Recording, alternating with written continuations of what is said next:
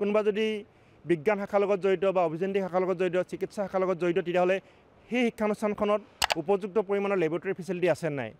library facility আছে নাই যেটো আজিকালি ইন্টাৰনেটৰ যুগ ইন্টাৰনেটৰ সুবিধা আছে নাই শিক্ষক আৰু ছাত্ৰ অনুপাতটো ঠিকই আছে নাই সেই শিক্ষানুষ্ঠানত নামভৰ্তি কৰাৰ আগতে চাব লাগিব যে শিক্ষানুষ্ঠানত প্ৰতিষ্ঠানত পাছ কৰা শিক্ষাৰ্থীসকলে সংস্থাপন লাভ কৰিছে নাই গভৰ্ণমেণ্ট সেক্টৰে হওক বা প্ৰাইভেট সেক্টৰে হওক বা স্বনিৰ্ভৰশীল হৈছে নাই সেইখিনি এলুমিনি প্ৰফাইলটো চাব লাগিব আৰু এতিয়া এইজ অফ নেটৱৰ্কিং গতিকে যিমান পাৰি ছাত্ৰ ছাত্ৰীসকলে এলুমিনি নেটৱৰ্ক হওক ফ্ৰেণ্ড সাৰ্কুল নেটৱৰ্ক হওক বা ফেমিলি নেটৱৰ্কটো গঢ়ি তুলিব লাগিব যিটো নেটৱৰ্কে বহু ক্ষেত্ৰত কৰ্মসংস্থাপন কৰাত সুবিধা কৰে সকলো চাকৰি বিজ্ঞাপন বাতৰি কাকতত বা ৱেবছাইটত উপলব্ধ নহয় কিছুমান নেটৱৰ্কৰ যোগেদি পোৱা যায় কোনোবা যদি শিক্ষা প্ৰতিষ্ঠানত যদি